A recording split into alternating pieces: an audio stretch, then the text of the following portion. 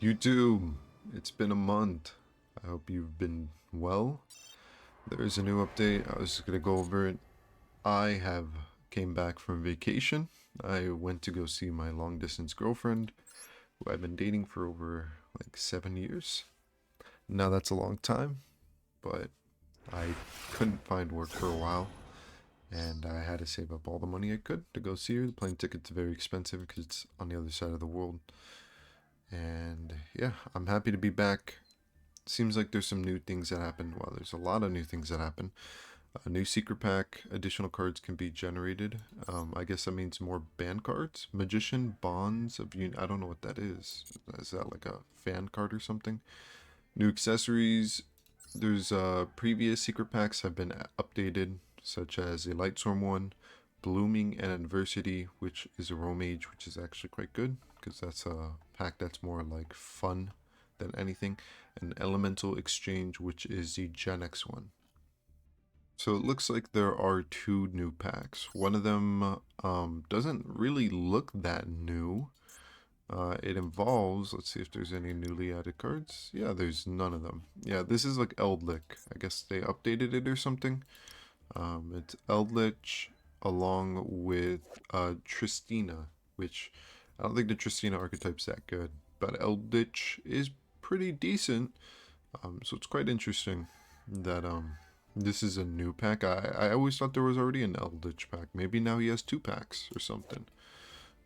Man, what a guy. Having two packs all to himself. Alright, moving up. This is the newest pack of Yu-Gi-Oh! Master Duel.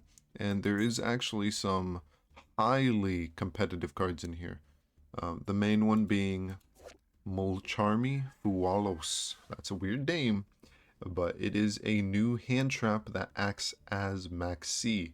If you control no cards, quick effect, you can discard this card, apply this effect this turn. Each time your opponent would special summon a monster from the deck or extra deck, immediately draw one card. That's worse than Maxx C, but it gets you cards. It's essentially Maxx C. So what does this mean for Yu-Gi-Oh! Master Duel?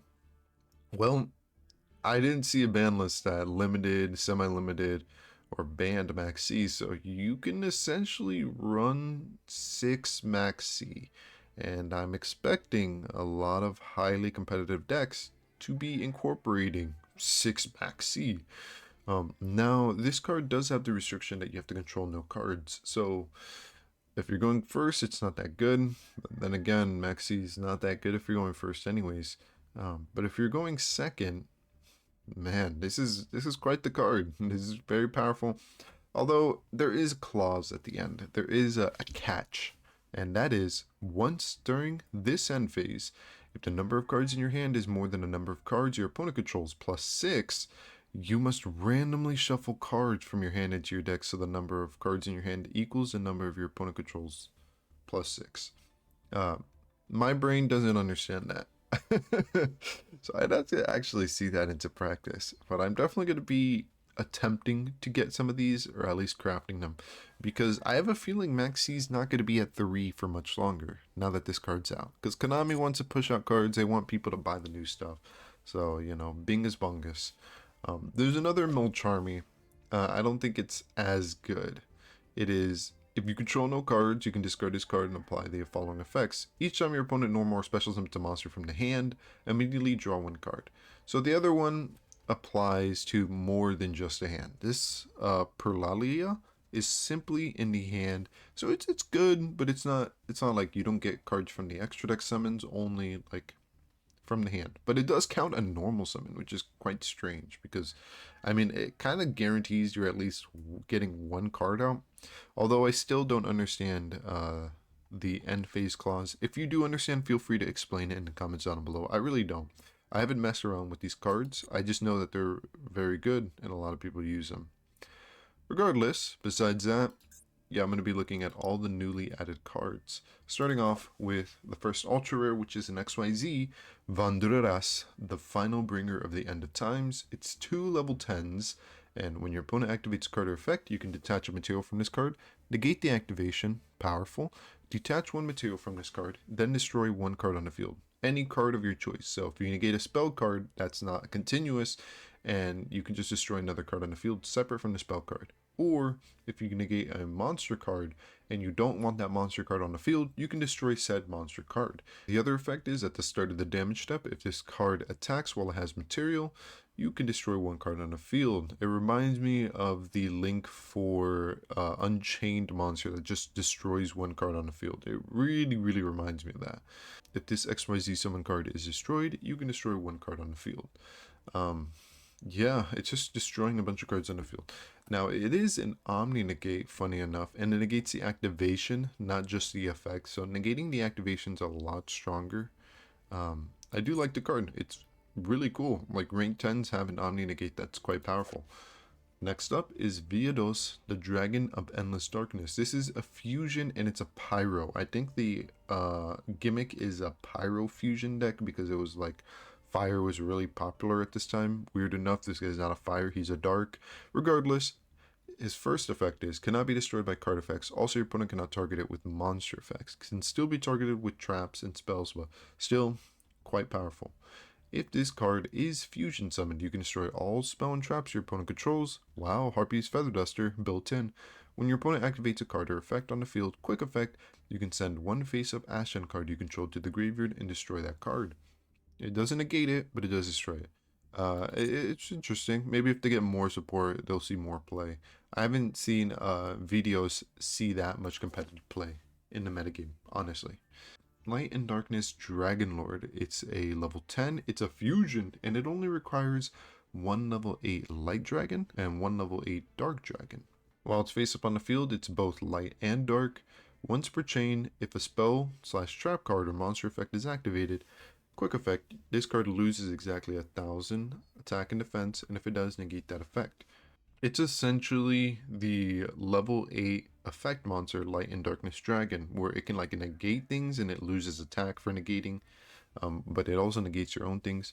The next one is Dryton Meteorus DA Draconoise. It's 5,000 attack, level 12. Not the biggest fan of Drytron because their combos are very long, but I mean, neither here nor there. Other Dryton monsters you control cannot be destroyed by opponent's card effects. That's cool. It's just a board protection. Twice per turn when your opponent activates a monster effect, quick effect, you can banish a Dryton monster, minimum 1, from your graveyard whose attack equals or exceeds the original attack of that monster. Negate the activation if you do destroy it. So Drytrons have like 2,000 base attack. So essentially what this card is saying is you can negate any monster with 2,000 or less attack by banishing 1. Banish 2, you can negate any monster with 4,000 or less attack. And 4,000 or less is kind of the majority of all monsters in the game. If this ritual summon card in its owner's control is destroyed by an opponent's card, you can special summon one ritual monster with 4,000 attack from your hand or deck. It just says any. The only one that's coming up in my head is Blue Eyes Chaos Max Dragon.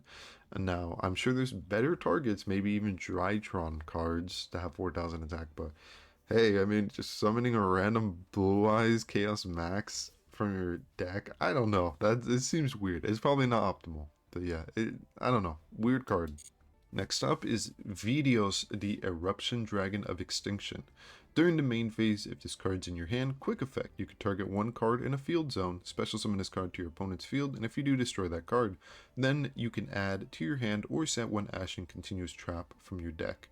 Don't like that effect because it requires there to be a field card on the field. Not a big fan of that. There's not always going to be a field card on the field. If this card is sent from your opponent's field to your graveyard, you can destroy all monsters on the field. It only gets the benefit of destroying opponent's monsters when it's sent from their field, which is also gimmicky. I feel like it would have needed an additional effect to actually make it useful when there is no card in the field zone. Next up is Priestess of the Ashen City. If Obsidium, the Ashen City, is in the field zone, you can special summon this card from your hand. You can only special summon Priestess of the Ashen City once per turn this way. If this card is normal or special summoned, you can add one Ashen card from your deck to your hand, and that's it. Nothing else to add, no additional effects. Yeah, this is kind of severely underpowered. I do say that even though it is a searcher, when it is summoned, normal or special, you get an add. I think it relies on the field zone. So that's kind of sad. These new cards seem a little bit underwhelming. Drytron New 2 is the newest level 1 effect monster for Drytrons.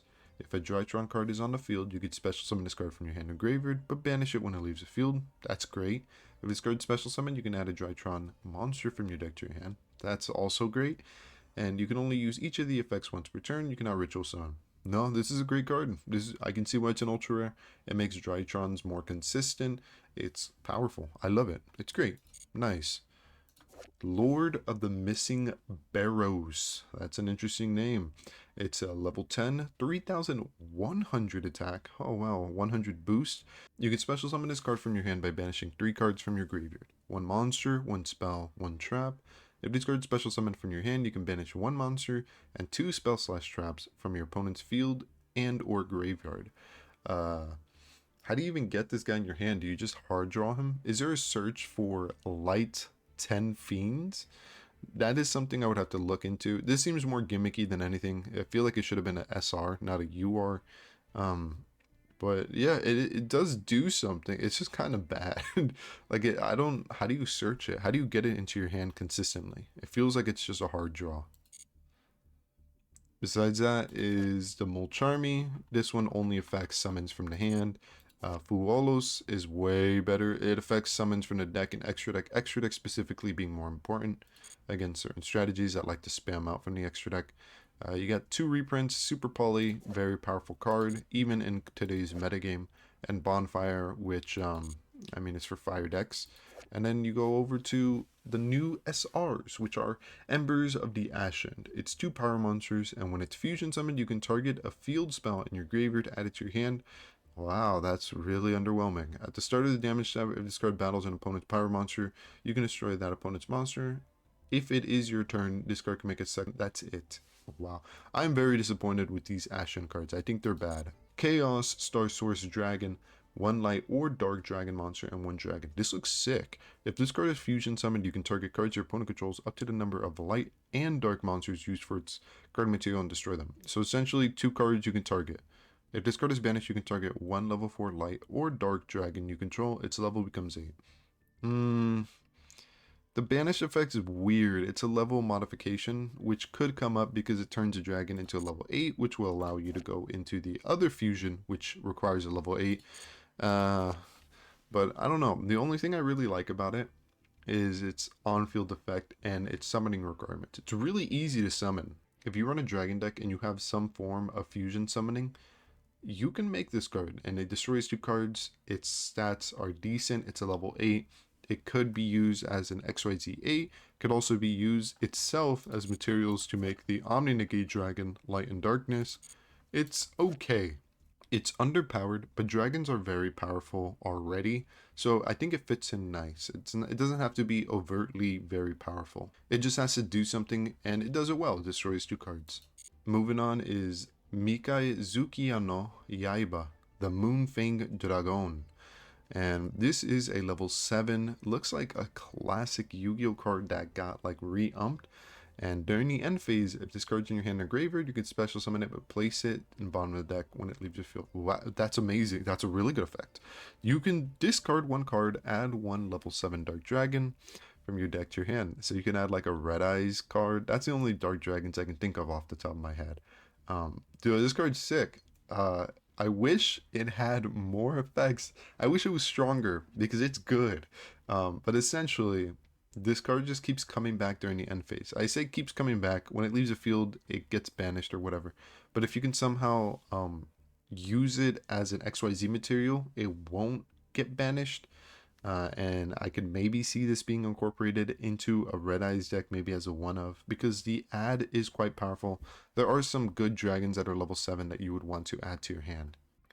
Pyrite Knight is a level 5 with 2000 attack. If this card's in your hand or graveyard, you can target a warrior, earth, or fire you control except Pyrite Knight. Return it to the hand, and if you do, special summon this card. Then special summon 1 token to your opponent's side of the field. In defense, it has 2000 defense. During the battle phase, quick effect, you can special summon 1 warrior monster from your hand. It seems like a fun card. Sadly, it's a level 5, meaning it can't be normal summon, so you have to summon it using its special summon effect or tribute summon. Maybe there is some combos where you do want the warriors that are on your field back into your hand. I'm not familiar with fire warriors because they have solitaire combos like Drytron, so I'm not interested. Azia, the Dragoness of Deranged Devotion. She's kind of cute. She's like a literal anime girl. So Azia, the Dragonos of the Deranged Devotion, only gets its benefit when it is special summoned, not normal summoned. Even though you can special summon it during your opponent's turn to stop them from going into a extra deck monster. It also has a battle phase effect where if it attacks something with the counter that it gave it, both monsters die, including Azia, but your opponent takes damage equal to their monster's attack. But I don't think it's worth an SR pick. This is more like a rare normal. Ooh, New Light End Sublimination Dragon. Cool. You can banish one level 8 dragon from your extra deck, special summon this card from your hand. Also, you cannot special summon for the rest of the turn except dragons. Yo, what? Wait, that's kind of crazy. That's just a free summon. During your main phase, you can fusion summon one fusion. Whoa, using monsters from your hand or field. Wait, this counts as like a poly then. That's good. That's good. When an opponent's monster declares an attack, you can make this card lose exactly 500 attack and defense, and if you do, that opponent's monster loses 1,500. All you have to do is have a level 8 dragon in your extra deck. That's it. You banish a level 8 dragon from your extra deck, you summon this 2,600, which essentially can get up to 3,600, and it allows you to also fusion summon. That is a kind of an amazing card. I like it. I like the fusion summon aspect. Next up is Dark End Evaporation Dragon. You can banish one level 8 dragon from your extra deck. Oh, it's the same as the light one. And you can activate one of these effects. So you have to choose. Fusion summon one fusion monster from your extra deck using monsters from your hand or field. Oh, so both of them act as poly. That's nice. Target one other attack position monster on the field. Make this card lose 500 attack and defense. And if you do, destroy. Wow. And it just pops it? Okay, the pop effect is crazy nice. Okay, both of these cards are decent. They're not bad. They both have their benefits. They both fusion summon. They're both easy to get out of the hand. But the bad side is that they lock you into dragons. So if you're playing a combo deck and maybe you want to go into Darkness Dragoon, which I believe is a spellcaster, you're not going to be able to. Even though these cards would make that easy, you would have to summon them, have them survive a whole entire turn, and then the next turn go into Dragoons. So it could be like a follow-up or something. Regardless, I like them. I think they're cool. So the next card is XYZ Force. It is a normal spell card, and it says you can send one XYZ card from your deck to the graveyard. That's any card that has XYZ in its name, or if you control an XYZ monster that has an XYZ monster as material. That's kind of a more specific requirement. You can add the XYZ card to your hand instead. So essentially it just searches you out a XYZ card if you're running an XYZ heavily focused deck. Mainly Utopia or anything that can have an XYZ monster have an XYZ monster as material. Maybe water decks, I think, can do that too. During your main phase, except the turn this card was sent to the graveyard, you can banish this card from your graveyard, detach one material from an XYZ on either field. Then, if you detach an XYZ monster, you could special summon that monster from your graveyard or banishment in defense position. Wow, it's just it's like a monster reborn during the following turn, because you can't use the special summon XYZ monster material during the same turn. It has to be on a separate turn. But it does allow you, if you have two of these cards, to use one on your turn 1, and then when it passes back to you on turn 3, you can use both the hand effect and the graveyard effect, which isn't the most impossible thing in the world. Like, looking at the related cards, these are all the support. Now, some of them are just terrible. Like, let's look at XYZ effect. If you XYZ summon, you could trigger one card on the field, destroy it. That's kind of bad. It's old school bad, in my opinion. But besides that, yeah, no, there's like a lot of decent support. You have XYZ Gift. If you can detach two materials, draw two cards. You have Generation Force, which is the one I like the most. It's essentially this new card, XYZ Force, except XYZ Force also has a graveyard effect for follow-up. So yeah, I mean, cool. XYZ's got decent new support. Definitely should see play. Obsidian, the Ashened City. Face up special summon monsters you control become pyro monsters during your turn only. And during the end phase, you can target one Obsidian the Ashen City in your graveyard. Oh, it could target itself. Place it on the bottom of the deck, then draw one card. If this card in your field zone is destroyed or banished, you can special summon one Ashen monster from your deck. Cool. The only problem is, yo, how do you get this to your hand? How do you get this freaking card to your hand, brother? Maybe I spoke too soon. Awakening of Viados. Place one Obsidian the Ashen City from your deck face up in either field zone. You can give it to your opponent if you wanted to. Then if your opponent controls a card in their field zone, you can add one level 5 or higher dark pyro monster from your deck to your hand. For the rest of this turn after this card resolves, you cannot special summon from the deck or extra deck except pyro monsters. So yeah, now this one's actually a lot better than all the other cards because it counters opponent's field zones, and if you counter your opponent's field zone, you get a better benefit, which is you get to add a level 5 or higher dark pyro. Cool, very cool, and it searches a field zone, which is, I mean, this card, you're going to need 3 of it. It's the most important card in the entire deck. So Extinguish of the Ashen essentially lets you send a Dark Pyro regardless of level from your deck to the graveyard, and then you get the option to either add what you sent to the graveyard if it's a level 5 or higher Pyro monster, or add any other level 5 or higher Pyro monster from your graveyard to your hand. It does lock you into Pyros, but if you're playing Ashen, you might only be playing Pyros to begin with.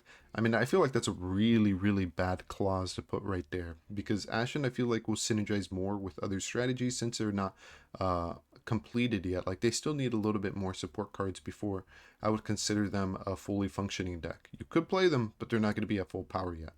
You can banish this card from your graveyard, fusion summon one power fusion monster from your extra deck, using monster from your hand or field. Okay, and you can use both effects during the same turn. The graveyard effect is really good. The sending effect isn't bad, I guess, because you can get a level 5 pyro from your hand. It's like essentially adding a level 5 or higher pyro monster from your deck to your hand. So, yeah, it's interesting. Dragon's Light and Darkness has 3 effects, but one of them is above all the others, and you can only use one of them per turn. The one that's above all the others is the ability to swap a Dark Dragon that's level 8 for a Light Dragon that's level 8, and vice versa. That means that if you have a level 8 Dark Dragon, you can swap it for the Bestial guy, you can swap it for Blue Eyes, or any other light level 8 dragon you want. But you also have 2 additional effects since this is a quick play. Essentially, you target a dragon and it gains 200 attack x its level. So in most cases, it'll gain 1600 bonus attack if it's level 8, which decks this card would be in would have on the field. And the other effect is still good. If a card or effect is activated that targets a dragon you control, you can negate it. So it's a little bit of protection. It gives you protection. It gives you monster removal in the form of battle phase attacking, and it gives you a great search for extremely powerful cards. I like this one. I need some of those. Those are good. Final Bringer of the End Times. Target one monster you control and one card your opponent controls. Destroy them. Dude, what the heck? They finally made it, huh? Wow, wow, wow. And it's a quick play spell card. Now, this isn't good. This is like background Yu-Gi-Oh good. But if this was released back in like 2005, this card would have been meta. If this card were released in 2014, this card would have been meta. But we're at the point after Lynx where like, this is just too slow. It's not good enough. So it is a cool old school Yu-Gi-Oh card, and I'm excited to see this card in some of the Yu-Gi-Oh series by DZIF and CMO, where they take master packs and they just duel with it. I'm hoping some of them pull this card, because this card's legit good. Alright, moving on to the trap is Double Die. This guy, he's been on an adventure. They haven't let him go, man. They haven't let him find his peace yet. Activate one of these effects. If you control no monsters, you can special summon one level 4 warrior monster from your deck. Whoa, that's good. Target one warrior monster you control, special summon one earth warrior monster with an equal or lower level from your deck. Yo, this card is just good. Now, what I was hoping this card would be is continuous trap, but maybe that's just way too good. Regardless, you just get a warrior monster that's level 4 or lower from your deck. Like, you just get one out of your deck. So, I mean, it's cool. Is it good? No, it's a trap. So it's slow. You're going to be playing it turn 1. You're going to set it. You have to like wait. But in a slower Yu-Gi-Oh, it is good. or if you have some form of a stun or disruption where you slow down the game enough where the game is going on for multiple turns, this is a good card. But in fast Yu-Gi-Oh, where you usually die on turn 1 or 2, nah, it's not worth it. King of the Ashen City is a dark level 8 pyro monster with 1400 attack and 2700 defense. The stats aren't impressive. You'd most likely summon this in defense. If you have that Obsidian Ashen City in your field zone, you could special summon this card from your hand, and you can only special summon one of these guys per turn. But the main phase effect is incredible. You can special summon an Ashen monster from your hand, or if your opponent controls a monster with 2800 or more attack, you can just special summon it from your deck. So any of your Ashen monsters from your deck, as long as your opponent controls a monster with 2800 or more attack, which, funny enough, this Ashen deck gives your opponent a monster, so you're just special summoning from your deck in most cases. It's kind of legit. Hero of the Ashen City. If you had the field zone on the field, you could special summon this card and only once per turn. During the main phase quick effect, you can target one power monster on the field, destroy it. Then if you destroyed Vidios, the Eruption Dragon of Extinction, by this effect you can place one Obsidian, the Ashen City, from your deck face up in your field zone. Now this card is cool because it's a quick effect that you can destroy a power monster, and the field zone actually makes your opponent's monsters into pyros. And Vidios, the Eruption Dragon, you give it to your opponent. The only problem is that there's not that much consistency. There are some cool combo pieces that work well together, but there's no consistent way to say, hey, every turn 1, I'm going to see these cards and I'm able to establish this very powerful combo extremely easily. There's none of that. It's just, I hope I draw it. Oh, I drew it. Combo, bungus, bungus. It works. I'm not into that. I like consistency. I like having the combos more than like 5% of the time. Moving on, we have Dinovatus Dacus. You can special summon this card once per turn. You contribute one level 4 lower monster. Special summon one dinosaur monster from your deck that is 2 levels higher or lower than attributed monsters had on the field, but destroyed during the end phase. So, what does this mean? You can just search your deck for a dinosaur? That doesn't seem bad. Because you can look through your deck for a dinosaur monster that's level 1 all the way up to level 6, depending on what monster you tribute based off the combos or what cards you have in your hand. So it seems like this card requires a lot of thought to it. It's not something you just throw into dinosaurs and, oh, it's immediately better. But it does have its uses. I can see it being a very, very good way to get a powerful card out of your deck onto the field. Next up is Jungle Dweller. This is a fiend monster and it looks quite beautiful. I kind of like the art.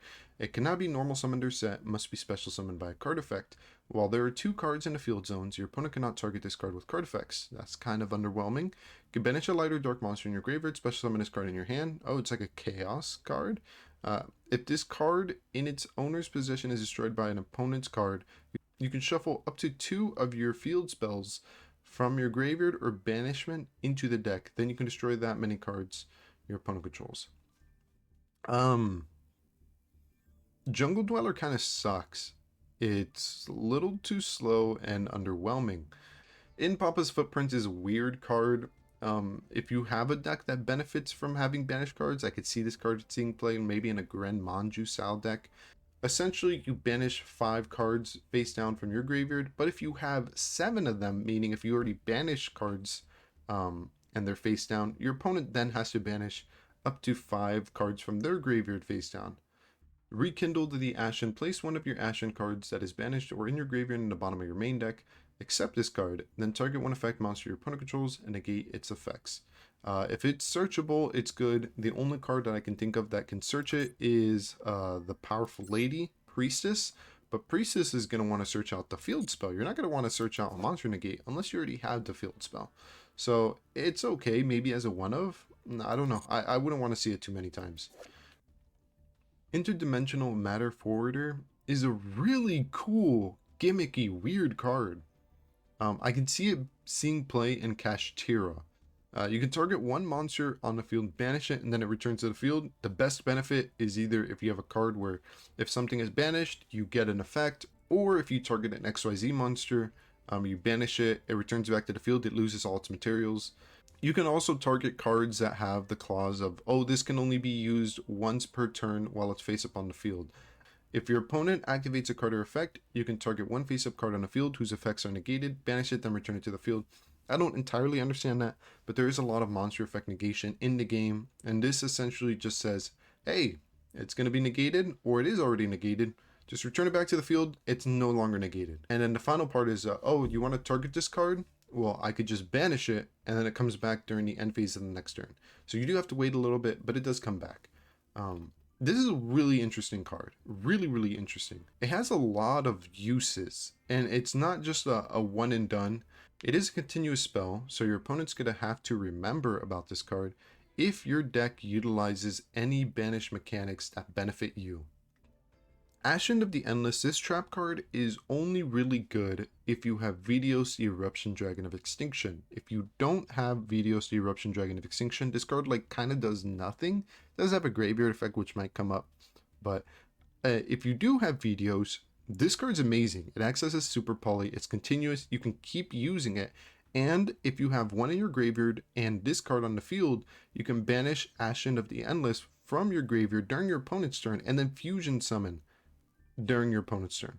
So yo, it's just good. I like cards that kind of like fulfill its own cost. This one needs your opponent to have pyro monsters on their field in order to fully utilize it, and it also allows you to turn them into pyro monsters by banishing it and a dark pyro from your graveyard. Moving on is Tricorn of Cacophonious Concert. This looks like an Orcus card. It's a Dark Fiend, level 2, and it's a tuner. If a monster in your possession is destroyed by battle or card effect, you can special summon this card from your hand. If this card is sent from the field to the graveyard, you can target one monster in your graveyard with both the same type and attribute as a monster you control. Add that monster to your hand. Shaman of the Ashen City. If Obsidian, the Ashen City, is in the field zone, you can special summon this card from your hand. You can target 3 of your power monsters that are banished or in your graveyard, shuffle them into your deck. Then if you shuffled an Ashen monster, you can add one Obsidian, the Ashen City, from your deck to your hand. Yikes! Not a fan of this card. Yes, it does add the field spell, which means there is another card to add the field spell, which is extremely important because the whole deck kind of revolves around field spells. But you need 3 pyro monsters that are banished in your graveyard in order to even get that search. It's like hard. Even if you shuffle 3 pyro monsters that are banished in your graveyard, there needs to be an Ashen monster. If there isn't an Ashen, you don't get the add. Oh man, I don't like it. Nah, no bueno. Moving on, Spearhead of the Ashen City. Needs a field spell to special summon only once per turn. If your opponent controls a monster with 2,800 or more attack, you contribute this card, target one card your opponent controls, return it to the hand. That is not a quick effect. This is a hard pass. Yikes. Moving on, we got Knight Armed Dragon. The Armored Knight Dragon. That just is named twice. If you special summon a level 5 or higher dragon monster, you can special summon this card from your hand. If this card is special summoned, you can make this card's attribute and level become the same as one of your banished dragon monsters. Yo, what? If this card is sent to the graveyard, you can target one dragon monster you control. It gains 1,000 attack. Neither player can activate card or effects in response to this card's activation. All in all, I'm very happy with this Knight Armed Dragon card, because it special summoned itself from the hand, and if you have a banished dragon, it becomes the same level and attribute, which can help in dragon ruler style decks, and I like dragon rulers. And also it can act as like a combo or chain block, because if you quick effect detach this guy or send this guy to the graveyard as a quick effect, your opponent won't be able to respond to the gaining attack portion of this card's effect. Moving on is Blink Out. Target one link monster on the field, return it to the extra deck, then you can special summon one of the monsters from your graveyard that was sent there as its link material. It can act as a compulse for your opponent's link monster, and it can also just bring back one of your monsters that was used as link. I don't know. It's not the worst card in the world. It's just like really underwhelming. So it is what it is. Battle Guard Echoes. Yo, new Battle Guard support. Let's go, baby. When this card's activated, you can add one level 5 Earth Warrior monster from your deck to your hand, then discard one card. Yo, that's good. Once per turn, If a monster is returned from the field to the hand, except during the damage step, you can activate one of these effects. You can add one Battle Guard Rage or Battle Guard Howling from your deck to your hand. One of those is really good, or at least not really good, but like it's a decent battle trap. Or you can change one face-up monster in the field to face-down defense position. Damn, that's good too.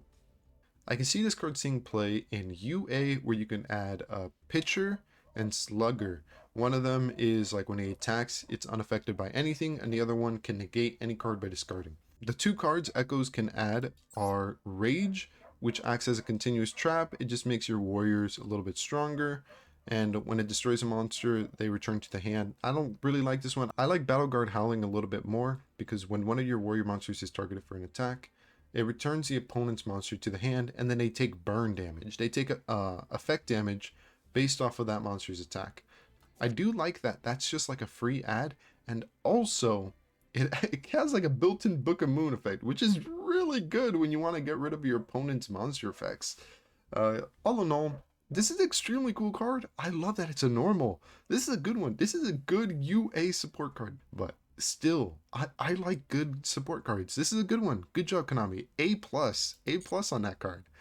Moving on. Ascend for Eternity. When this card is activated, you can add one Vedios, the Dragon Eruption Extinction, or Ascend monster from your graveyard to your hand. You can target one face-up monster your opponent controls that you own, take control of that monster, and then you can make all face-up monsters your opponent control lose attack equal to the targeted monster's original attack. These attack changes last until the end of the turn. This card sucks.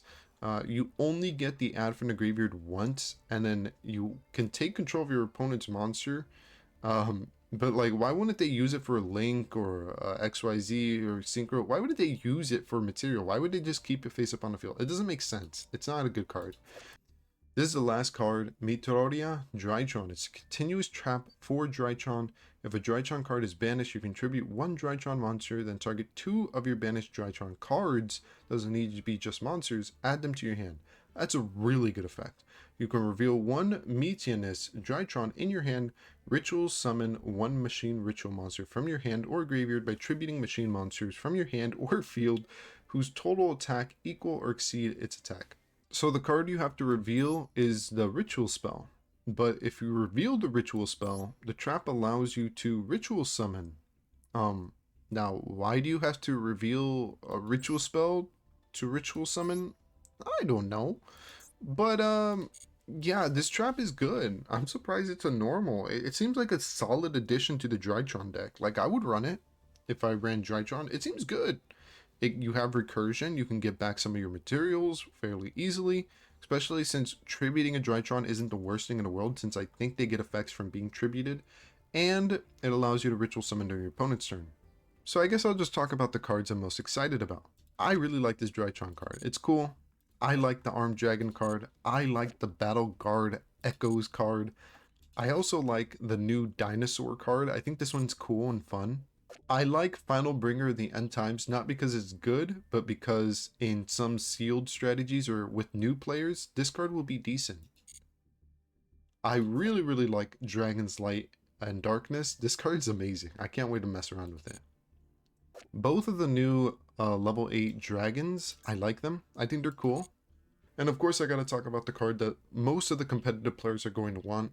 Mulcharmy Fuwalos. I didn't pronounce that right. But yeah, this card is just Maxx C. It's Maxx C and her little brother, Purulia, who is like worse Maxx C. But yeah, all in all, this pack, it's like a C. Yeah, I know there's some really good cards in here. But dude, the Ashen cards are pretty bad. They need more cards to add the field spell. They only have 3, and like one of them is good, and the other 2 are like gimmicky.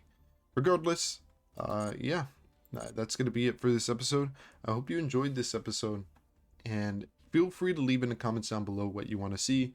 I'm going to be taking some of the comments and seeing if I can update some of the deck lists that are suggested, or just doing what I can.